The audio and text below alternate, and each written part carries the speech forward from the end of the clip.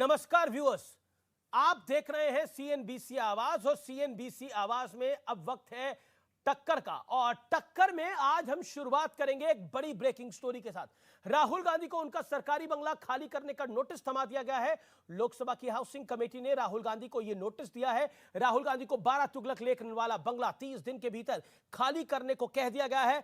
बतौर member of parliament उन्हें यह सरकारी बंगला मिला था, लेकिन कोर्ट से 2 साल की सजा मिलने के बाद राहुल को अयोग्य सांसद घोषित कर दिया गया था, यानी उनकी सदस्यता समाप्त हो गई थी, जिसके बाद उन्हें अब यह बंगला खाली करने को कह दिया गया है। आज सीएनबीसी आवाज की टक्कर में इसकी हम बात करेंगे, लेकिन एक मशहूर मुहावरा है कि अब पछतात होत क्या जब चिड़िया चुग गई खेत। इसका अर्थ है कि मौका निकल जाने के बाद पछताना व्यर्थ होता है। यह मुहावरा मैंने इसलिए सुनाया आपको सीएनबीसी आवाज की टक्कर में, राहुल गांधी के पास ऐसा रास्ता था जिससे शायद वो सजा और सदस्यता दोनों मामले में बच जाते, लेकिन राहुल गांधी ने उसे नहीं अपनाया। राहुल गांधी की मौजूदा लाइफलाइन क्या है उसको भी मैं विस्तार से आपको समझाऊंगा, क्योंकि कानूनी पछड़े में राहुल गांधी फंस गए हैं। आज सीएनबीसी आवाज की टक्कर में एक तरफ होगी बीजेपी, दूसरी तरफ होगी कांग्रेस पार्टी और विपक्ष। तो आज की सीएनबीसी आवाज की टक्कर जोरदार होगी, क्योंकि काले कपड़ों वाला विरोध भी हुआ है आज।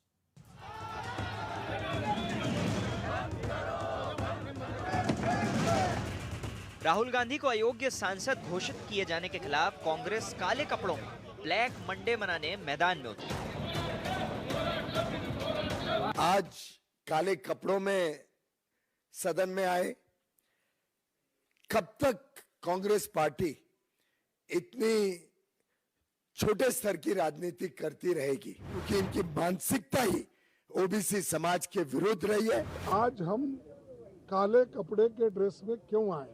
हम ये दिखाना चाहते हैं कि इस देश में डेमोक्रेसी को मोदी जी एक एक करके खत्म कर रहे हैं। हिंदुस्तान में लोकतंत्र को खत्म किए जा रहे हैं, ये तो हमें प्रोटेस्ट करना चाहिए, इसका विरोध करना चाहिए। विरोध की सबसे बड़ा उदाहरण काला कपड़े होते हैं। आज काले कपड़े पहन के आए, काले दिल वाले जो सामने बैठे हुए हैं ट्रेजी बेंचेस पे उन्हें दिखाएंगे। और मैं आज काली घड़ी भी पहन के आया। वक्त देख लो अपना, खत्म हो रहा है। इनके काले कारनामे, अब काले कपड़े, ये काले जादू तक जाने वाले हैं, क्योंकि काले कारनामे छिप नहीं पाएंगे। कांग्रेस का जो दिल, मन, दिमाग है वो सब काला है। इमरजेंसी के समय आपको ध्यान हो, इसी तरह न्यायपालिका को उन्होंने जो है उसकी गरिमा को ठेस पहुंचाया। मेरी गुजारिश है कि उनको अदालत में हाजिर करके उन्हें जेल भेजा जाए। इस बीच वीर सावरकर पर राहुल गांधी और कांग्रेस हिट विकेट होते दिख रहे हैं। राहुल गांधी ने सावरकर का अपमान करने की कोशिश की तो खुद कांग्रेस के सहयोगी विरोध में खड़े हो गए। तर राहुल गांधींना मी जाहीरपणाने सांगतोय की सावरकर आमचं दैवत आहे, त्यांचा अपमान आम्हाला पटणारा नाही। लढायचं असेल तर दैवतांचा अपमान आम्ही सहन नहीं करणार, अजिबात करणार नहीं। उधर यूथ कांग्रेस के अध्यक्ष श्रीनिवास बीवी ने स्मृति ईरानी पर एक बयान दिया तो बीजेपी ने उन्हें सेक्सिस्ट बताते हुए पलटवार किया।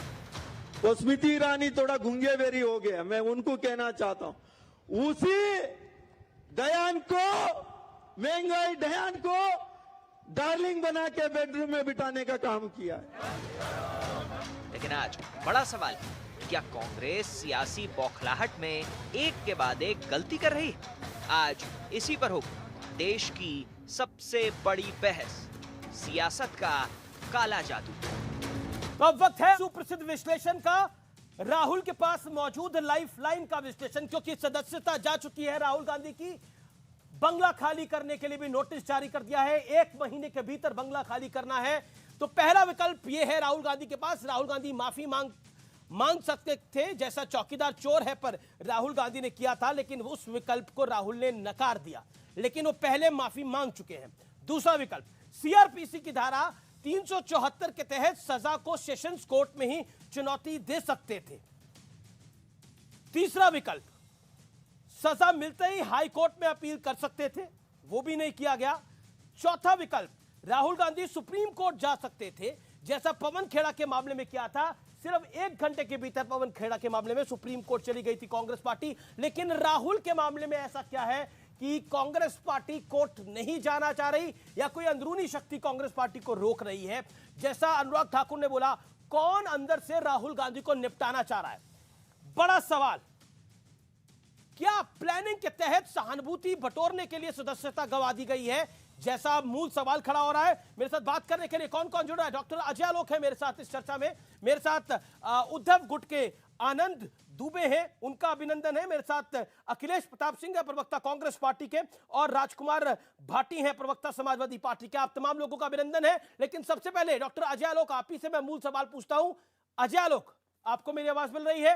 सवाल मेरा बहुत सीधा है, राहुल को टारगेट बीजेपी कर रही है, सवाल मेरा यह है, बतौर राजनीतिक विश्लेषक आप क्या कहना चाहते हैं? Is BJP targeting Rahul Gandhi? भाई अमीश, आप ये बताइए कि राहुल गांधी सिर्फ बीजेपी के नहीं, बहुत सारे उन दलों के भी कॉम्पीट करते हैं जो अन्य राज्यों में कांग्रेस जिनसे लड़ती है, जैसे टीएमसी हो गई, केसीआर की ग्रुप पार्टी हो गई, तो ये सब भी तो राहुल गांधी को टारगेट करते हैं। तो बीजेपी क्यों नहीं टारगेट करेगी? अभी तो कुछ दिन तक तो गठबंधन ही नहीं बन रहा था। जो आपके विपक्ष में रहेगा वो टारगेट तो होगा ही। बात सवाल ये है कि या तो मेरा सवाल समझने चाह रहे, या आप समझ के भी अनजान बन रहे हैं। बीजेपी का टारगेट करना और बाकी सबका टारगेट करने में फर्क है। सदस्यता जाना, बंगला खाली कराने की बात करना, that's my point, that's my question. Doctor Ajay Alok.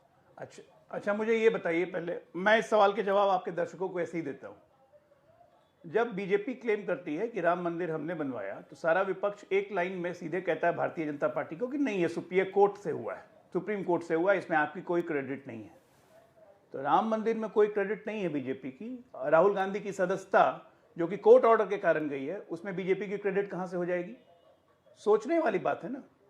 Court order है, और कोर्ट ऑर्डर बड़ा स्पेसिफिक कहता है कि जैसे ही अगर आप कन्विक्ट हुए 2 साल या उससे अधिक, with effect from that time आपकी सदस्यता रद्द होती है। ये तो एक दिन डिले हो गया। कायदे से नोटिफिकेशन लोकसभा को उसी दिन निकलना चाहिए था, अगर उनको मिल जाता तो बीजेपी के टारगेट करना, राजनीतिक प्रतिद्वंदी हैं तो टारगेट होंगे ही, लेकिन सदस्यता जाने में कोई बीजेपी टारगेट नहीं कर रही है। ये टेक्निकल चीज है, और इस टेक्निकल चीज के कारण कोर्ट ऑर्डर खाली कराने में, ना मानना, और बंगला खाली कराने में बटोरते रहिए। और बंगला खाली कराने में आप जब सांसद नहीं रहते हैं तो लोकसभा हाउसिंग कमेटी का ही नियम है कि 30 दिन के अंदर आपको बंगला खाली करना पड़ता है। हर बार हम लोग देखते हैं चुनाव के बाद 30 दिन के अंदर पुराने सदस्य जीत नहीं पाते हैं, और 2 दिन में नोटिस भी आ जाता है। क्यों नहीं आएगा जब 30 दिन के अंदर आप? ठीक है भाई, जब 30 दिन में बंगला खाली करना है तो उस आदमी को टाइम दीजिएगा ना, कम से कम 1 महीना आपसे सामान वामान हटाने का। जी, अब बंगले से इतनी मोहब्बत क्यों है? सुधांशु जी, आप इंतजार करिए, मैं अखिलेश जी के पास चले जाता हूं। अखिलेश जी, मूल सवाल यह है कि आज पीयूष गोयल ने एक प्रेस कॉन्फ्रेंस करी और उन्होंने कहा कि आखिरकार ये जो पूरा मामला है, कांग्रेस इसमें अपने आप को बेचारा दिखाने की क्यों कोशिश कर रही है। दूसरा पॉइंट जो कि बहुत बड़ा पॉइंट है, अनुराग ठाकुर ने बोला कोई कांग्रेस के भीतर ही है जो राहुल गांधी को फंसाना चाह रहा है। इस पूरे मामले में जब जयराम रमेश के साथ मामला हुआ तो उन्होंने माफी मांगी, अरविंद केजरीवाल जो साथ दे रहे हैं उन पे मानहानि का मामला हुआ तो उन्होंने नितिन गडकरी, इसके साथ साथ स्वर्गीय अरुण जेटली जी से माफी मांगी, लेकिन राहुल जी को माफी मांगने से मना कर रहे हैं। वो सुप्रीम कोर्ट में पहले माफी मांग चुके हैं, एक बार मांग लेते तो क्या हो जाता, मामला ही खत्म हो जाता पूरा। देखिए, ये न्यायिक प्रक्रिया है और यहाँ पे बैठ करके हमारे आपसे के बात करने से न्यायिक प्रक्रिया में कोई प्रभाव नहीं पड़ने वाला। वो अदालत में है, उसकी प्रक्रियात्मक लड़ाई लड़ी जाती है, लड़ी जाएगी। राहुल जी के या विपक्ष के जो प्रश्न हैं वो यथावत अभी भी बने हुए हैं। बात उन प्रश्नों के उत्तर आने की है कि इस देश में एक उद्योगपति अडानी साहब इस देश के नियम कानूनों को बदलवा के धता बता करके एक तरफा सारा धन जो है देश का संपदा देश का अपने लिए ले रहे हैं। तमाम सेल कंपनियों से और तमाम हेवन कंट्रीज से किस किस प्रकार से पैसे इनके लिए आ रहे हैं जो इस राष्ट्र के लिए भी सुरक्षित नहीं है, खतरा है। वो क्यों, उसकी जांच और उसका उत्तर क्यों नहीं आ रहा है? अखिलेश जी, संसद सदस्यता रहती तो सारी बात होती। उससे पहले मैं आप ही को बोलने दे रहा हूं, 1.25 मिनट आप ही ने बोला। मेरा एक काउंटर सवाल है, सदस्यता रहती तो अदानी पर भी सवाल उठाते रहते, लेकिन मेरा मूल सवाल यह है कि जब राहुल जी सुप्रीम कोर्ट में माफी मांग सकते हैं तो इस मुद्दे पर माफी क्यों नहीं मांग सकते? नरेंद्र मोदी से तो माफी मांगनी नहीं थी, माफी तो मांगनी थी मोदी समुदाय से। 5 बार नहीं, मैं दूसरी बार पूछा हूं, सवाल पूछा 2 बार अभी आप शुरू में स्टार्टिंग में बोले। मेरा सवाल है कि क्यों नहीं? सुनिए, देखिए, आप सदन में राहुल जी की आवाज को रोक सकते हैं, सदन को म्यूट करके रोक सकते हैं, सदन की माइक को म्यूट करके रोक सकते हैं, सदन की कार्रवाई से उनके वक्तव्यों को स्पंज करके रोक सकते हैं। सड़क पे नहीं ना रोक सकते उनकी आवाज को आप। जो देश हित की बात है, कांग्रेस देश की बात उठा रही है, देश की चिंता कर रही है। ये मोदी जी और अरे बात तो आने दे, मोदी जी और बीजेपी की सरकार अडानी जी की चिंता कर रही है। आप अडानी पर जितना अटैक करना करिए, लेकिन मेरा सवाल यह है कि अगर सदस्यता रहती, उसी का जवाब दे रहा हूं मैं, अगर नौमन तेल रहता तो राधा नाचती ना। पॉइंट ये है और आप बताइए ना इसका जवाब क्या है। जब राहुल जी सुप्रीम, आपसे ही सवाल पूछ रहा हूं सर, मेरा तो आपसे निवेदन है, आप इतने वरिष्ठ आदमी हैं, आप ही राहुल जी को समझाते हैं कि सदस्यता रहेगी तो सवाल उठाए जाएंगे। तो अगर वो सुप्रीम कोर्ट में माफी मांग सकते तो यहां क्यों नहीं मांग सकते माफी? नरेंद्र मोदी से तो माफी मांगनी नहीं थी। ये गफलत निकाल दीजिए अपने दिलो दिमाग से कि आपके हिसाब से अगला जवाब देगा। आप सवाल कर रहे हैं, उसका जवाब मैं दे रहा हूं। लोकसभा में आप तो रोक सकते हैं, रोक दिया। सड़क पर नहीं रोक सकते आवाज उठाने की। हमारी आवाज उठाने की जगह की चिंता आप न करें, और जो लड़ाई हो हम लड़ लेंगे। हमें देश की चिंता है, हमारी सरकार को, आदरणीय मोदी जी को अडानी जी की चिंता है। वो पैसे आपको राहुल जी की चिंता है कि अखिलेश जी, आपको राहुल जी की चिंता है कि नहीं? हम सब लोगों को देश की चिंता है। पर राहुल जी की चिंता है कि चिंता नहीं? मत करिए। राहुल जी की, प्रमोद तिवारी ने कहा ना कि राहुल जी के लिए कानून अलग, गांधी परिवार के लिए कानून अलग होना चाहिए। देखिए आप, मतलब आपको लगता है गांधी परिवार के लिए कानून अलग होना चाहिए? आपको राहुल जी की चिंता है कि नहीं है? प्रमोद तिवारी ने इस तरह नहीं कहा। उन्होंने, अरे उनकी बाइट है वो प्रॉपर, सुनिए जो उनकी बाइट है, उन्होंने स्पष्ट रूप से बोला एक निजी चैनल को कि गांधी परिवार को देखना पड़ेगा, गांधी परिवार के लिए कानून अलग होना चाहिए। डिस्टर्ब करते हैं। मैं डिस्टर्ब नहीं कर रहा सर, आप ही बोल रहे हैं। तब से आप बोल, मैं कहां बोल रहा हूं? 4.5 मिनट हो गए आपको बोलते बोलते। सवाल पूछ रहा हूं, काउंटर सवाल है, प्रेस कॉन्फ्रेंस नहीं है ना सर जिसे आप सवाल नहीं, आपकी तकरीर है। इतना लंबा तकरीर नहीं, सवाल है सर। सवाल कहां से सवाल? अच्छा, राहुल जी की चिंता है आपको नहीं है? हाँ या ना? अच्छा, ये सर नो, राहुल जी की चिंता है कि नहीं है? ये सर नो क्या होता है? हाँ, प्रश्न में ये सर नो क्या होता है? ये अहंकार आपका है? नहीं, अहंकार ये नहीं, तानाशाही आपकी है। राहुल जी की इसी को बोलते हैं तानाशाही। सर अब मुझे भी तानाशाह बुला रहे हैं। और क्या? इतना बड़ा आदमी आप आरएसएस के बीजेपी के हैं? जी मैं तो नहीं, आप आरएसएस के हैं कि बीजेपी के? अरे बताइए, आरएसएस के हैं बीजेपी के? हाँ या ना? हाँ या ना? हाँ या ना? आप आरएसएस के मैं देश का हूँ, नहीं मैं देश का हूँ, नहीं मैं देश का हूँ। मैं आपसे पूछ रहा हूँ, राहुल जी की चिंता आपको है कि नहीं? हाँ या ना? राहुल जी की चिंता है कि नहीं? हाँ या ना? आपको राहुल जी की चिंता है कि नहीं? आपको आरएसएस की चिंता है ना? अरे आपको आरएसएस की चिंता है ना? देखिए, मुझे आरएसएस की भी चिंता है, मुझे कांग्रेस की भी चिंता है, मुझे राहुल जी की भी बहुत चिंता है। अब बोलिए, मुझे अखिलेश जी की भी चिंता है, मुझे मोदी जी की भी चिंता है। हम तो सबके लिए रिपोर्टिंग करते हैं सर, लेकिन मेरा सवाल बड़ा मूल है, मेरा सवाल बहुत मूल है, और वो सवाल आगे नहीं बढ़ेगा। आपको राहुल जी की चिंता है कि नहीं? सुनिए, फिर मैं कहानी को आगे बढ़ाता हूं। आपने 5वीं बार पूछा बताइए राहुल जी ना, की चिंता है कि नहीं? मैं सुन लीजिए, मैं है कि नहीं है? आपको जिस हिसाब से चाहिए उस हिसाब से अगला प्रश्न अच्छा, नहीं हाँ देगा। अरे मैंने कहा आपको आरएसएस की चिंता है कि ना? मैंने तो जवाब दिया हाँ है। हाँ बस, बहुत अच्छी बात, मुझे कांग्रेस की चिंता है। तो हमें, आपको राहुल जी की चिंता है कि नहीं? हम कांग्रेसियों को देश की चिंता पहले है। अच्छा, फिर उसके बाद हमारी पार्टी, हमारे नेता, हमें, हमारे लिए देश प्रथम है, बीजेपी के लिए अडानी जी प्रथम है। अच्छा ठीक है, उन्हें अडानी की चिंता है, हमें देश की चिंता। BJP member of parliament of Rajya Sabha आज काले कपड़े डालकर उतर गई कांग्रेस पार्टी, और बीजेपी की तरफ से अनुराग ठाकुर ने बोला ये काला जादू करने वाले हैं, ये काले कपड़े डाल के घूम रहे हैं। पीयूष गोयल ने भी बोला, आज काले कपड़े पहन के सदन में आए। देखिए अभी जो अखिलेश जी कह रहे थे, तो मुझे एक बात ये लगी, वो चिंता कह रहे थे, आप उनसे चिंता पूछ रहे थे। मुझे तो कांग्रेस की हालत बड़ी चिंताजनक लग रही है। अभी अखिलेश जी आपसे कहने लगे कि आप आरएसएस बीजेपी के हैं। कल बताइए राहुल गांधी जी भाजपा नहीं कांग्रेस बीट के पत्रकार को कह दिए साहब आप जो है बीजेपी के अगर एजेंडा है तो बीजेपी का रूप धारण करके काम करिए। और तो और एक ऐसे देश के वरिष्ठ पत्रकार को जो 20 वर्ष से कांग्रेस के लिए ये धारणा है कि वो कांग्रेस के लिए बैटिंग करते हैं, उनकी भी ऐसी तैसी कर दी है। तो पता नहीं मानसिक स्थिति, काला जादू लगता है इनके ऊपर हो गया है। काला जादू जैसे शब्द का प्रयोग कर रहे हैं मान्यवर, हकीकत जानते क्या है? ये काला जादू उतर गया। जो आप समझाने का लोगों को प्रयास करते थे, 21वीं सदी का नया सवेरा आया, और अब हकीकत यह है कि काला कारोबार, काले कारनामे, काली कारगुजारियां, उनको छुपाने के लिए अमीश जी आज जो इन्होंने काले कपड़े पहने ना, इन्होंने कुछ पहना नहीं था।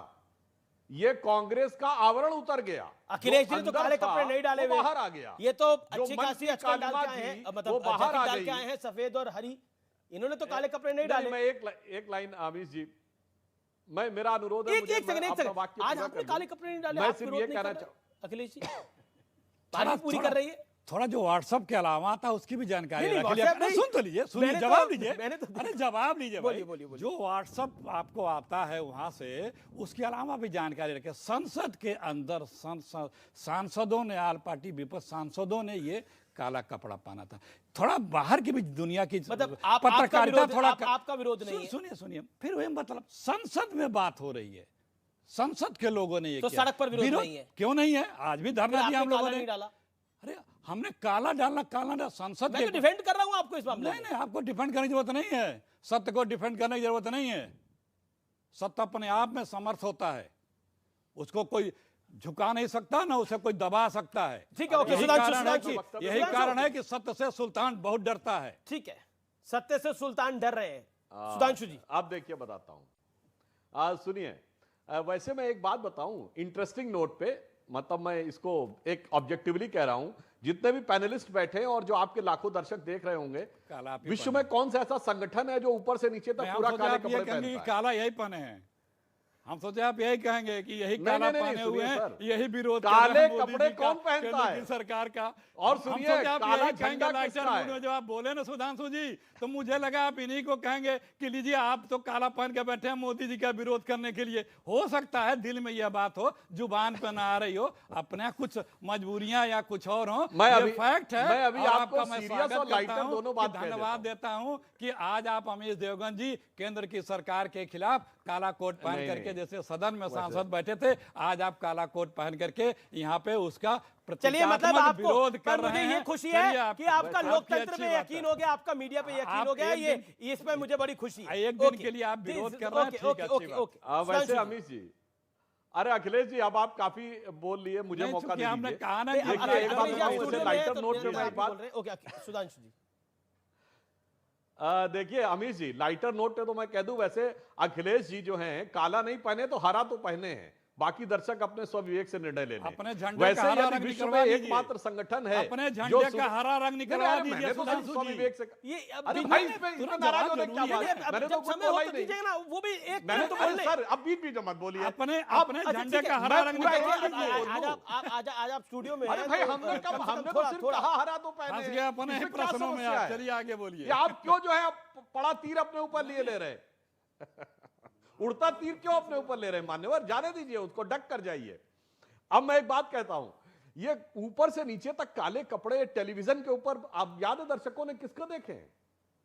और कौन सा ऐसा संगठन इसका काला झंडा है? वो है आईएसआईएस।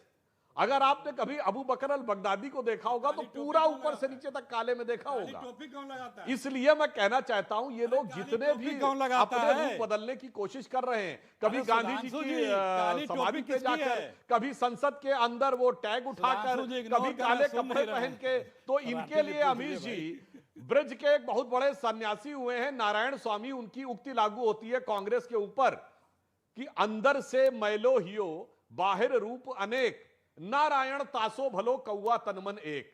तो कम से कम आज यह जरूर स्थिति हो गई कि जैसा मन था वैसा ही तन पे दिखने लगा। तो कम से कम इस बात की हमें संतुष्टि, हम आपको साधुवाद देना चाहते हैं, जो अंतर मन में था वही बाहर दिखने लगा और काला जादू दिखाई पड़ने लगा। मान्यवर, काला जादू आपको लग रहा है, पर यह समझ लीजिए कि जिसको आप ये कहने का प्रयास कर रहे हैं, क्या 21वीं सदी की मिलेनियम जनरेशन को आप काला जादू जैसी चीजों से प्रभावित करने की बात कर सकते हैं? मेरे विचार से इस तरह की बात करना बहुत दुखद और मतलब बहुत कष्टकारक है। और ये किसके लिए है काले कपड़े? ये पिछड़ी जाति के अपमान के लिए, या न्यायालय के निर्णय के लिए, या उस सरकार के कानून के लिए जो आप ही की सरकार का बनाया हुआ था? ठीक है, जवाब दे देते हैं। जी जी, राजकुमार भाटी, ये जो पूरा मसला है, ये एक ओबीसी कम्युनिटी पर भारतीय जनता पार्टी ले गई है। सदस्यता जाना दूसरी बात है, पहली बात है कि ओबीसी कम्युनिटी के ऊपर कांग्रेस पार्टी ने कुठाराघात किया, बीजेपी का आरोप नंबर 1 ये है। उसके बाद क्योंकि माफी नहीं मांगी, सदस्यता चली गई। क्या आपको लगता है कि डैमेज कंट्रोल कांग्रेस पार्टी कर सकती थी और करा नहीं?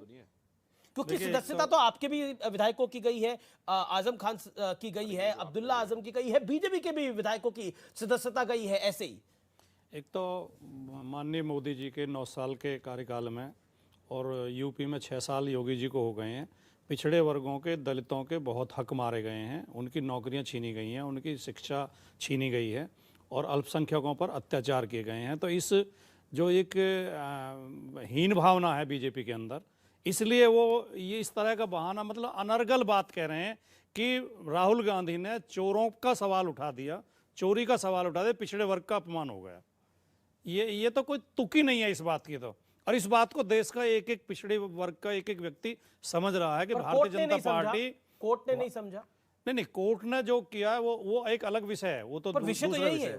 लेकिन दूसरी बात जो कोर्ट की बात आ रही है, डॉक्टर अजय आलोक बहुत विद्वान व्यक्ति हैं और मैंने सुना है कि आजकल राजनीति की समीक्षा करते हैं, राजनीति का विश्लेषण करते हैं। उन्होंने कहा कि विपक्ष कहता है कि कोर्ट ने थोड़ी बनाया राम मंदिर, बीजेपी ने थोड़ी बनाया, कोर्ट ने बनाया। लेकिन इसका दूसरा पक्ष भी तो है, बीजेपी तो कहती है कि हमने बनाया, इसका मतलब कोर्ट को आप प्रभावित कर लेते हो। इसका अर्थ ये भी तो है, भारतीय जनता पार्टी के नेता तो उसका श्रेय लेते हैं। लेकिन और चुनाव में बाकायदा, आपके अनुभव से मैं पूछना चाह रहा हूं, राहुल गांधी अगर माफी मांग लेते, और क्योंकि सुप्रीम कोर्ट में भी माफी मांग चुके हैं इसलिए वो कहते हैं कि मैंने कभी माफी नहीं मांगी, तो वो बात गलत है। लॉजिकली उन्होंने सुप्रीम कोर्ट में अनकंडीशनल अपॉलॉजी इशू करी थी ओवर हिज रिमार्क ऑन चौकीदार चोर है। लेकिन अब क्योंकि बेसिक पॉइंट ये है कि अगर माफी मांग लेते तो इतना खलजगन ही नहीं मचता, इतना बवाल ही नहीं मचता। कांग्रेस चाहती है कि कांग्रेस बेचारी बने इस पूरे केस के अंदर, या आपको लगता है कि ये मिसकैलकुलेट हुआ है गांधी तो कांग्रेस से संबंधित प्रश्न पर आप, मेरा आपसे सवाल है, पूछना चाहिए। लेकिन मैं ईमानदारी, अरविंद केजरीवाल माफी मांग चुके हैं, ऐसा नहीं पहले नेता बनते वो माफी मांगने वाले। पूरी ईमानदारी से जवाब देना चाहता हूं। सुप्रीम कोर्ट से जो माफी मांगी थी वो इस बयान पे मांगी थी, उन्होंने, राहुल गांधी ने कह दिया था कि अब तो सुप्रीम कोर्ट ने भी कह दिया कि चौकीदार चोर है, और वो क्योंकि गलत बयान था, उन्होंने कहा कि नहीं मैंने गलती से निकल गया। अब ये जो बयान है इसमें ऐसा कुछ है ही नहीं जिसमें माफी मांगनी पड़े। आप कह रहे हैं कि ओबीसी का अपमान नहीं है। ओके, समाजवादी पार्टी कहती है ओबीसी का अपमान नहीं है। सीधा रिएक्शन लेते हैं। बड़ी खबर, समाजवादी पार्टी कह रही है कि ओबीसी का अपमान नहीं हुआ है, ओबीसी का अपमान नहीं हुआ, यही कह रहे हैं आप। इस समय की बड़ी खबर है, इस समय की बड़ी ब्रेकिंग स्टोरी है। हरीश रावत, कांग्रेस पार्टी के वरिष्ठ नेता का बड़ा बयान है। यह आर पार की लड़ाई के मूड में आ गई है।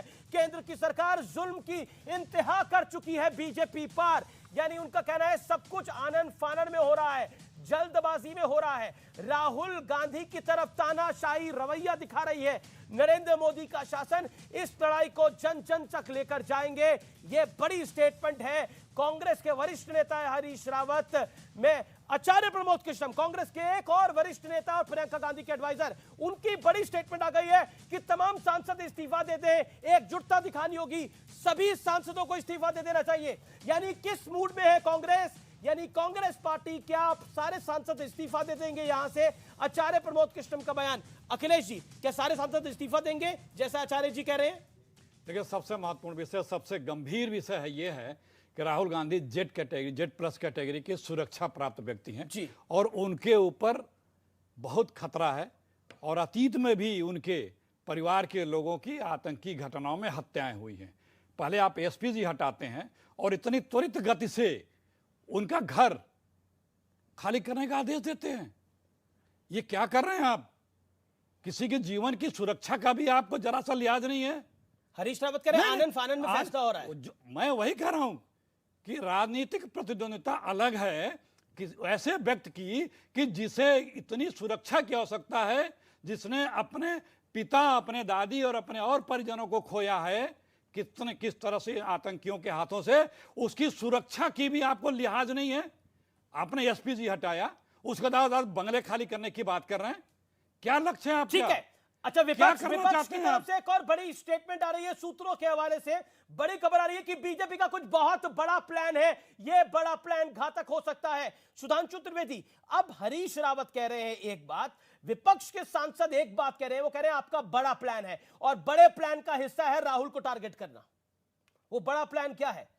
और जान को खतरा है राहुल गांधी की, कांग्रेस पार्टी कह रही है। ये जेड कैटेगरी है उनके पास, जेड प्लस नहीं। देखिए, जो अखिलेश जी ने कहा, मैं उनकी बात को और स्पष्ट और संशोधन किए दे रहा हूं। राहुल गांधी जी के पास जेड प्लस नहीं है, जेड प्लस विद ASL है। Z+ with advance security liaisoning, ये उस स्तर की सुरक्षा है जो भारत के गृह मंत्री को और भारत के रक्षा मंत्री को प्राप्त है। तो सरकार ने सुरक्षा के विषय के ऊपर सब कुछ दे रखा। एसपीजी की जहां तक बात है तो एसपीजी सिर्फ प्रधानमंत्री को मिलती है, जिसमें एयर कवर भी होता है। एसपीजी का मतलब होता है आपके घर के ऊपर कोई एयर से अटैक नहीं हो सकता, वह भी कवर्ड होता है। तो वह स्थिति सिर्फ प्रधानमंत्री के लिए, बाकी इनको गृह मंत्री और रक्षा मंत्री के स्तर की सुरक्षा प्राप्त है। सरकार की तरफ से इसमें कोई बात नहीं, परंतु ये जो बात है तो टेक्निकल है। टेक्निकल ऐसे समझिए कि किसी छात्र ने विश्वविद्यालय में प्रवेश परीक्षा दी, उसका विश्वविद्यालय में प्रवेश हो गया, अब वो परीक्षा गलत पाई गई, परीक्षा निरस्त हो गई, तो उसकी सीट चली जाएगी ना। अब जब सीट चली गई और उसने जाके कोर्ट से स्टे नहीं लिया तो छात्रावास भी खाली करना पड़ेगा। भाई जब छात्र नहीं रहा तो छात्रावास में कैसे रहेगा? अगर कांग्रेस पार्टी, मुझे समझ में नहीं आ रहा है, अगर इनको ऐसा लग रहा तो कोर्ट क्यों नहीं जा रहे? पवन खेड़ा के विषय में तो तत्काल चंद घंटों में कोर्ट गए, और इनके तो वो लोग हैं, मैं मतलब विनम्रता से कहना चाहता हूं, आतंकवादियों के समर्थन में तो रात को 3 बजे कोर्ट खुलवा लिया। जी अब यहाँ 3-4 दिन हो गए हैं राहुल गांधी के लिए कोर्ट में नहीं जा रहे हैं, तो यह रणनीति तो कांग्रेस पार्टी को बतानी चाहिए। लेकिन मैं सीधा रुख करता हूं, विपक्ष की तरफ से जो बड़ा बयान आ रहा है, क्या बीजेपी कुछ बड़े गेम प्लान के साथ है? आनंद दुबे।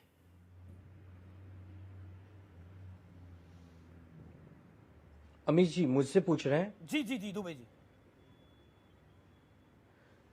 अब देखिए, बीजेपी ने अब तक जो भी किया है देश की जनता के सामने है। भारतीय जनता पार्टी के इशारे पर ईडी, सीबीआई, इनकम टैक्स, चुनाव आयोग तो काम करते ही थे। अब सेक्रेटरियल जो पार्लियामेंट के सचिवालय हैं वो भी काम करते हैं। बंगला भी ले लिया आनंद फानन में। मैं कहता हूं कि कल यदि कोर्ट ने अपना पासा पलट दिया और ये हुआ कि उनको सेट असाइड हो गया या उनको स्टे मिल गया या उनको राहत मिल गई, तो ये सब चीज फिर उनको लौटाई जाएगी। तो पहले तो प्रश्न चिन्ह ये लगता है भाजपा के नेताओं पर। दूसरी चीज, आपका जो आज का विषय था अमित जी, जिसके लिए आपने मुझे बुलाया है, कि वीर सावरकर जी वाली टिप्पणी पर हमारे नेता ने 1 नहीं 10 नहीं 100 बार कह दिया कि हम वीर सावरकर जी के सम्मान में हैं। वो हमारे देश के सच्चे सपूत रहे हैं, और ये केवल हम नहीं कह रहे हैं, ये तो श्रीमती इंदिरा गांधी जी ने भी कहा था। जिसके साथ आदित्य ठाकरे जी और राहुल जी जो साथ साथ चलते हैं, तो राहुल जी कह रहे हैं कि मैं सावरकर नहीं हूं, सावरकर तो माफी वीर थे। हाँ। अमीश जी, हम साथ साथ चले थे भारतीय जनता पार्टी के रथ को रोकने के लिए, भारतीय जनता पार्टी को चुनौती देने के लिए। एक दूसरी पार्टी का एक दूसरी पार्टी में विलय नहीं हुआ है। शिवसेना अलग पार्टी है, कांग्रेस अलग पार्टी है, दोनों के नेता अलग अलग हैं, दोनों की विचारधाराएं अलग अलग हैं। हम बार बार कह रहे हैं कि वीर सावरकर जी का अपमान हम सहन नहीं करेंगे। और भारतीय जनता पार्टी जो हमारे यहाँ महाराष्ट्र में जो पूर्व महामहिम राज्यपाल जी थे, वो बार बार हमारे महापुरुषों का अपमान करते थे। छत्रपति शिवाजी महाराज का अपमान, सावित्रीबाई फुले का अपमान, महात्मा फुले जी का अपमान, वो हमें नसीहत का पाठ न पढ़ाएं। देश की जनता जानती है ठीक है, जवाब कि महापुरुषों का कितना आदर करते हैं। सुधांशु त्रिवेदी अपने बयान पर अडिग हैं जी, हम सावरकर जी लेकिन मजबूरी ऐसी है, उनके खिलाफ नहीं सुनेंगे, चाहे गठबंधन रहे और चाहे गठबंधन न रहे। अखिलेश जी वो कह रहे हैं गठबंधन रहे ना रहे, लेकिन सावरकर पर गाली हम नहीं सुनेंगे। आप लोग डंके की चोट पे कह रहे हैं सावरकर माफी वीर थे, बताइए क्या बोलेंगे आप? देखिए किस तरह से सुधांशु जी ने, नहीं इस बात का जवाब उसका भी दूंगा, जी जी दोनों का जवाब दूंगा मैं। सुधांशु जी ने कहा कि अब सांसद नहीं रहे तो बंगला का सुरक्षा प्राथमिकता नहीं है क्या? किसी की सुरक्षा प्राथमिकता नहीं है क्या? ठीक है, ये सुरक्षा के नाते लोगों को बंगले मिलते रहे। जी बिल्कुल मिलते, बिल्कुल मिलते। आपका पॉइंट वैलिड है, और मैं इस बात को लेके आऊंगा। इसी दिल्ली में कई ऐसे लोग हैं कि जो सांसद नहीं है, बंगले अभी नहीं खाली कराए गए हैं। आपको एक चोर की चोरी का प्रूफ के साथ बताया जा रहा है, आप उसकी जांच नहीं कर रहे हैं, उसकी सुरक्षा कर रहे हैं। उस चोर की एक, और जो सरकार का धर्म और कर्तव्य है, जो संसद में धर्म है, सरकार का कर्तव्य है, उस पे आप त्वरित अपना एक्शन नहीं दिखा रहे हैं। लेकिन अब आप जब एसपी जी के रूल बदला, सावरकर पे बोल दिया, तो आप बोलना नहीं चाह रहे। जवाब दे रहा हूं। राहुल जी सिर्फ अपनी बात करते हैं, सिर्फ अपनी बात। तो सावरकर की बात क्यों कर रहे हैं? कुछ उन्होंने किसी के लिए ऐसी बात नहीं कि सिर्फ अपनी बात कह रहे हैं, कुछ अपनी बात कह रहे हैं, नहीं कह रहे, अपनी बात है ना? अपनी बात से सावरकर माफी वीर है कि अरे नहीं है? अपनी बात उन्होंने बोला कही। मैं सावरकर नहीं हूं, मैं राहुल गांधी हूं, राहुल सावरकर नहीं हूं। देखिए जी हाँ, तो राहुल गांधी तो है ही है, तो सावरकर इसमें नहीं क्या- हूं। तो सावरकर वो कहाँ है? नहीं तो फिर सावरकर को माफी वीर क्यों कह रहे हैं? इतिहास जानते हैं ना? क्या है इतिहास? इतिहास क्या है? नहीं, हम इतिहास क्या है? इतिहास जो भी हो आप जानते हैं। इंदिरा गांधी का आप- इतिहास जानता हूं मैं। इंदिरा गांधी सुनिए, ने सुनिए। सावरकर को महान सपूत माना था। बात ये बताइए है, ना सर। बात ये है कि आज एक चोर को प्रूफ के साथ बताया जा रहा है कि ये व्यक्ति चोरी कर रहा है। आप सत्ता में बैठे व्यक्ति क्यों उसको मैं आपको बता रखवाली देता हूं, कर रहे हो? रंजीत सावरकर, उस पे- जो सावरकर के उस पोते पे हैं, उन्होंने क्या तुरंत- कहा? उस उन्होंने पे कहा तुरंत कार्रवाई न करने के जी, जी, बजाय जी। आप ऐसे व्यक्ति जिस पे इतने जान माल के लेकिन खतरे देखिए, हैं, ओके। उस पे आप उसका बंगला खाली अच्छा करा ठीक रहे है, हैं। डॉक्टर ऐसा अजय क्या आलोक बात पूछ है? जाते हैं, कोई सुधांशु सवाल त्रिवेदी, पूछ डॉक्टर रहा अजय है, आलोक, किसी डॉक्टर का अजय यही आलोक। दोष है? कोई कि डॉक्टर आपसे अजय, सवाल कर डॉक्टर रहा है, अजय उसका आलोक। बंगला खाली कर रहा है। देखिए कांग्रेस के एक वरिष्ठ नेता है, यूथ कांग्रेस के नेता है, उन्होंने स्मृति ईरानी पर जो बयान दिया वो तो मैं यहाँ पर बोल भी नहीं सकता। वो बेडरूम तक पहुंच गए और बोला कि बेडरूम में डार्लिंग बनाकर उन्होंने रख लिया है। मतलब अपमान की एक सीमा होती है। क्या आपको लगता है कि कांग्रेस में कंपटीशन चल रहा है अजय आलोक? कौन कितना खराब बोल सकता है? नहीं, ये सब बिल्कुल तभी होता है हमें, जो मानसिक संतुलन बिगड़ जाता है, बौखला जाता है लोग, जिनको समझ में नहीं आता कि अब क्या बोलना है। इस तरह की निम्न कर स्तर की टिप्पणी एक महिला के बारे में, और वो भी जो सांसद सदस्य है, कि मतलब घृणित है। इस पर कोई कमेंट करना ही बेकार है। अच्छा है, ऐसे ऐसे बयान सुन के देश की जनता इन लोग के बारे में ओपिनियन बनाएगी। बार बार बोल रहे हैं जांच क्यों नहीं करवा रहे हैं, जांच क्यों नहीं करवा रहे हैं। अरे भैया, आपने कौन सी जांच करवाई थी? 2G 3G 4G जाके बीजेपी ने कोर्ट में सबूत दे दिए, कोर्ट ने ऑर्डर किया, तब सीबीआई इंक्वायरी हुई। यहाँ भी तो कोर्ट में जा ही चुके हैं, सुप्रीम कोर्ट में। सुप्रीम कोर्ट ने मॉनिटर कमेटी बना दी है। लेकिन सवाल तो दूसरा है ना, उसके बाद भी ये कांग्रेस पार्टी या APC गांधी बनी परिवार थी। जो काम करेगा वो काम कैसे नहीं करेंगे? सवाल तो ये है, सवाल मोनोपोली का है, सवाल एक आधिपत्य का है कि हम सत्ता में रहें चाहे नहीं रहें, एक आधिपत्य हमारा ही होना चाहिए। हमारे हिसाब से नहीं चलोगे, कैसे नहीं चलोगे? सुप्रीम कोर्ट पे यकीन नहीं है, गांधी परिवार के लिए 2 अलग कानून बना दो। मतलब इस देश में सोचिए आप जरा कि 60 साल तक किस मानसिकता से कोई पार्टी राज करती रही। यही एक समय था जो आज सारे विपक्ष मिल गए हैं। ये 89 का समय याद कर लीजिए, इसी कांग्रेस पार्टी के खिलाफ सारे विपक्ष जी, फिर जी, इकट्ठे जवाब हुए देते थे। हैं। और उस जी, वक्त मुद्दा था भ्रष्टाचार का मुद्दा, जो आप ही के लोगों ने उठाया था। अखिलेश आज जी, कोई स्मृति, मुद्दा नहीं है जो आप मैं बना एक रहे एक हैं। करके बयान करता हूं। आप देखिए, अभी आप सावरकर पर बैकफुट पे आ गए, आप सावरकर पर आप कुछ बोलना नहीं चाह रहे। स्मृति ईरानी को लेकर जो आपके youth president, Congress youth wing के प्रेसिडेंट ने टिप्पणी करी है, जिस पर बीजेपी का भी रिएक्शन आया है, क्या आपको लगता नहीं है कि इतनी खराब टिप्पणी एक महिला के बेडरूम तक जाना? आप गलत जायज बयान था? नहीं कर रहे हैं। वो चलाइए वो बयान उसका। मैं नहीं चला सकता, इतना नहीं खराब नहीं है। नहीं चल, क्यों नहीं? आप गलत बयान नहीं कर रहे हैं, उसको मिसकोट कर रहे हैं। उन्होंने महंगाई को बात करके बोली थी पर और कहा था कि किसी स्मृति ईरानी उनके किसी महिला मंत्री के बेडरूम में जाकर महंगाई की बात होती है, सामान्य बात नहीं हो सकती। मिसकोट कर रहे हैं, आप मिसकोट कर रहे हैं, और ये सब बंद कर दीजिए। नहीं, अफवाह मिसकोट नहीं कर रहा, मैं हाँ, कोट कर रहा हूं उनको। क्या किसी महिला के बेडरूम में जाके महंगाई की बात होगी? व्यूअर्स आप बताइए, किसी महिला के बेडरूम में जाकर बात होगी? कांग्रेस ये सब कभी नहीं करती। स्मृति ईरानी ने राहुल गांधी को हरा दिया, इसलिए परेशानी हो गई। हाँ, 80 करोड़ की गर्लफ्रेंड किसने कहा था? बोल सकते हैं आप? तो उसके बराबर का बयान है ये? कोई नहीं बयान है। तो ये फिर ये बयान आप मिसकोट कर रहे हैं। ओके, ये मिसकोट कर सुधांशु रहे हैं। त्रिवेदी, एक तरफ स्मृति ईरानी के लिए इस तरह के शब्द बोले गए, दूसरी तरफ प्रियंका वाड्रा को मैं कोट कर रहा हूं, भगवान राम ने परिवार धरती के लिए धर्म निभाया था। बीजेपी परिवारवाद की बात करती है, भगवान राम कौन थे? यानी Ram is equal to Gandhi family हो गया है। ये कौन सा तर्क देते हैं आप? देखिए, पहली बात क्या तो राम ये- परिवारवादी थे? ना ये प्रियंका जी ने बोला है। क्या राम परिवारवादी थे या पांडव परिवारवादी थे? यानी कांग्रेस का जो परिवार है, वो परिवारवाद है, वो भगवान राम के परिवारवाद के बराबर है। अब बताइए क्या करिएगा? यही तो मतलब हुआ इसका। पहली बात मैं कहना चाहूंगा जी, कि अमीर जी पढ़ा देता हूं मैं आपको। जवाब दे लूं। ओके सर, अब अखिलेश जी, आप बहुत विचार, आप डिस्टर्बेंस कर लिया, अब हम लोग थोड़ा तो बोलने दीजिए। बोलिए, लोकतंत्र खतरे में नहीं है सर। आप इतना जोर जोर से दहाड़ दहाड़ के बोल रहे हैं, अब हमें भी बोल लेने दीजिए। अरे दहाड़ देखिए, अमीर से मैं एक बोलना बात भाई, ये मैं कहना क्या चाहता दहाड़ हूं के कि बोल जो रहा हूं? स्मृति नहीं, सुनिए, देखिए, स्मृति ईरानी के बारे में कांग्रेस के लोगों के मन में जो कुंठा होगी, जो प्रतिक्रिया होगी, समझी जा सकती है, क्योंकि वो हमारी बहना ने इनके भैया को अमेठी से वायनाड तक खदेड़ दिया था। बताइए उनकी खानदानी जागीर छीन ली, तो उनके मन में पता नहीं क्या क्या होगा, वो उभर के सामने आता है। और कोर्ट मिसकोट की बात है तो अखिलेश जी को कोर्ट कर देना चाहिए था, अभी पता करके स्टेटमेंट के बाद कोर्ट कर दें कि साहब ये वर्ड उसमें था या नहीं था। एक बात कहना चाहता हूं। अब दूसरी बात मैं कहना चाह रहा हूं, जो दूसरा विषय आपने क्या पूछा था अमित जी? प्रियंका गांधी वाड्रा की बात करी थी मैंने, उन्होंने बोला कि जैसे भगवान हाँ, राम प्रियंका जी कर ने रहे जो थे, स्टेटमेंट बीजेपी दिया, उस पर भी हाँ, सवाल खड़ा मैं करती है। सुनिए, तो कांग्रेस का प्रियंका परिवारवाद, जी इसका ने तो जो प्रभु राम स्टेटमेंट का दिया परिवारवाद। कल, ये लोग जी मैं इस पे आ रहा हूं। देखिए पहले तो मुझे इसमें खट्टा मीठा अनुभव हुआ। मीठा इसलिए कि वो कांग्रेस जिसने महात्मा गांधी की समाधि पे लिखे राम के लिए अपनी सरकार में एक समय में हलफनामा दे दिया था कि राम काल्पनिक थे, वो जो राम मंदिर के खिलाफ खड़ी थी, जो राम भक्त कारसेवकों पे फायरिंग के पक्ष में खड़ी थी, उसको राम तो याद आए कम से कम।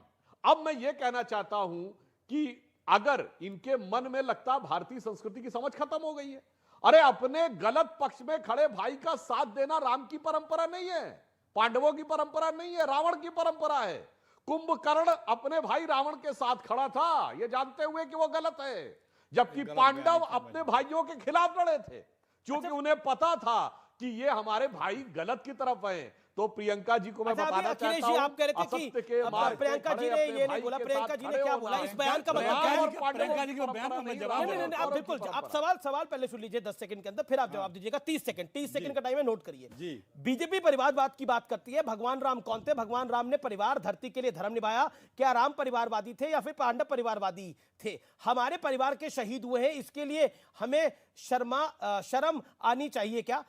इस देश के लोकतंत्र में मेरे परिवार ने अपने खून से सींचा है, ये कहा।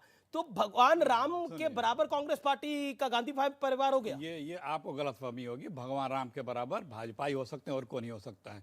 जो भगवान राम को लाए हैं, सुन तो लीजिए, नारे हैं, गाने हैं, जो भगवान राम को लाए हैं उनको हम लाएंगे, और आप ही लोग चलाएं, आप ही लोग गाना सुनाएं उनका। अरे सुन तो लीजिए। दूसरी बात, हमारा सनातन धर्म में हर कोई कहता है कि मेरा लल्ला राम जैसा, मेरा भाई राम जैसा, तुलना करता है प्यार से, सम्मान से, और ये बताएंगे राम के बारे में।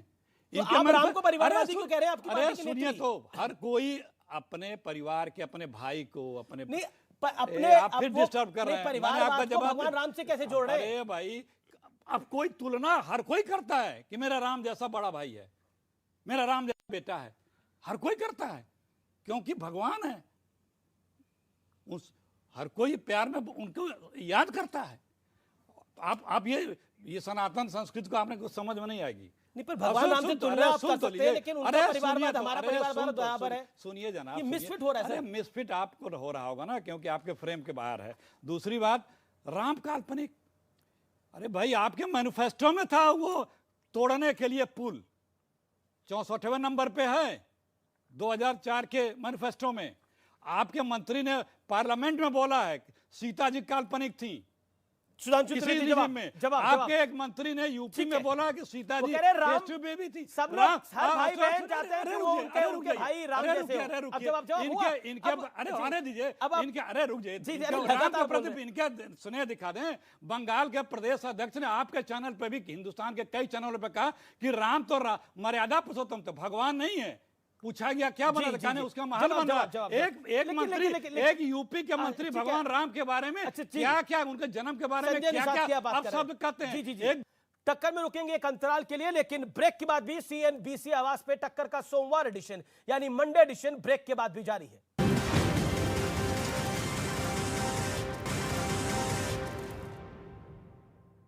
वेलकम बैक व्यूअर्स, आप देख रहे हैं CNBC आवाज पे टक्कर। सपा को लग रहा है कि ओबीसी का अपमान नहीं है, ये ओबीसी का अपमान नहीं है, वो इस केस को फ्रिवलेस बता रही है।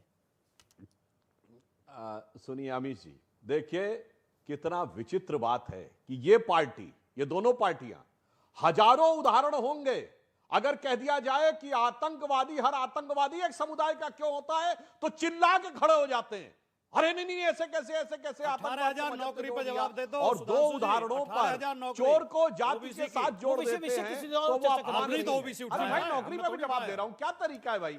हर व्यक्ति बोलने लगता है 18,000 नौकरी नहीं, पर 18,000 नौकरी का विषय किसी देर और उठा लेंगे। विषय जो है उस पर बात कर लेते हैं, जो राहुल गांधी का विषय है। पूरी बात सुनिए। और मैं नौकरी पे भी चुनौती से पूछता हूं, इनके जमाने में पिछड़े वर्ग को छोड़िए, पिछड़ा वर्ग और जनरल वर्ग मिला के इन्होंने कितने पिछड़े समाज को नौकरियां दी हैं, सिर्फ अपनी एक जात को छोड़कर। और मैं किसी और दिन सुधांशु जी इस पर चर्चा करूंगा कि समाजवादी पार्टी ने कितने ओबीसी समाज को नौकरियां दी है यादव समाज को छोड़कर, लेकिन वो विषय मेरा नहीं है। लेकिन एक सेकंड अखिलेश जी, सावरकर माफी वीर थे आपकी राय में? और आज कहते हैं हम एक second doctor Sudhanshu Trivedi hold on. Savarkar माफी वीर थे आपकी राय में? हम किसी का अपमान कभी नहीं करते हैं। माफी वीर थे? अपमान जो राहुल जी ने कहा वो गलत है, सही करने का काम सावरकर के बारे में राहुल जी का कहना सही है गलत? मोदी जी ने कहा 80 करोड़ मानना पड़ेगा आनंद दुबे, वो सही था कि गलत है? आनंद दुबे मानना पड़ेगा। ये बताइए आप, उद्धव ठाकरे का खौफ है ये कांग्रेस पार्टी में? जो लोग ये कहते हैं कि किसी की अच्छा, गर्लफ्रेंड का रेट तय करके नहीं बताते नहीं, हैं, लेकिन वो सही अभी था बात कि हो रही है गलत वीर था। सावरकर की। अरे अभी भी वीर यही बात हो सावरकर रही है, वीर थे या नहीं थे? यही बात हो रही कांग्रेस है। पार्टी कहती है वीर नहीं थे। महिलाओं के लिए जो कहा गया है, डॉक्टर अजय लोग 30 सेकंड, डॉक्टर अजय लोग 20 सेकंड। अमित जिस तरह से परिवारवाद और राज करने की आकांक्षा और महत्वाकांक्षा दिमाग में घुसी हुई है कि अपने आप को भगवान राम और पांडव से कंपैरिजन कर दिया, ये कहते हुए क्या वो परिवारवादी नहीं थे? तो माननीय प्रियंका वाड्रा गांधी जी भूल गई थी कि अब राजा रानी के कोख से नहीं पैदा होता है। ये लोकतंत्र है, जब से ये देश आजाद हुआ है राजा या तो बैलेट से आया है या ईवीएम से आया है, लेकिन ये याद कभी नहीं आएगा। इनके लिए राजा हमेशा रानी के कोख से ही निकलेगा और ये परिवारवाद को जस्टिफाई करेंगे। यही है इनकी लोकतंत्र में आस्था, इनकी लोकतंत्र में यही आस्था है कि इनको भगवान राम राहुल गांधी दिखते हैं। अरे कहां से दिखे? और इस देश को बनाया जनता के बदौलत, जनता के विश्वास के बदौलत। और एक वजह ईवीएम में आपका नाम निकल नहीं रहा है, दिक्कत सारा फ्रस्ट्रेशन यही है। जी आनंद दुबे 15 सेकंड। अमित जी, एक डायलॉग है कि न खाता न बही, जो भाजपा कहे वही सही। राम भगवान की बात हो गई, रावण की बात हो गई, सारी मर्यादा की बात हो गई, लेकिन ये तो सब पे लागू होनी चाहिए। वो मर्यादा उस समय कहां चली जाती है? लेकिन ये राहुल जी तो सावरकर पर कोई मर्यादा ही नहीं रख रहा है। अपने एक सहकारी राहुल गांधी जी तो सावरकर पर कोई मर्यादा नहीं रख रहा है। चौधरी जी के लिए कर रहे हैं, भविष्य आपका खराब कर रहे हैं। लेकिन फिलहाल इतना ही, फिलहाल सीएनबीसी आवाज की टक्कर को ही समाप्त करते हैं। आज का कंक्लूजन यही है कि अरविंद केजरीवाल जो राहुल के साथ है वो भी माफी मांग चुके हैं, एक बार ही नहीं कई बार। जयराम रमेश जो राहुल के साथ है वो भी माफी मांग चुके हैं। तो राहुल को माफी मांगने क्यों नहीं दी गई, ये बड़ा सवाल है। यही आज की चर्चा का कंक्लूजन भी है। आप अपना और अपने परिवार का ध्यान रखिए, देखते रहिए सीएनबीसी आवाज। तमाम खबरों के लिए गुड नाइट।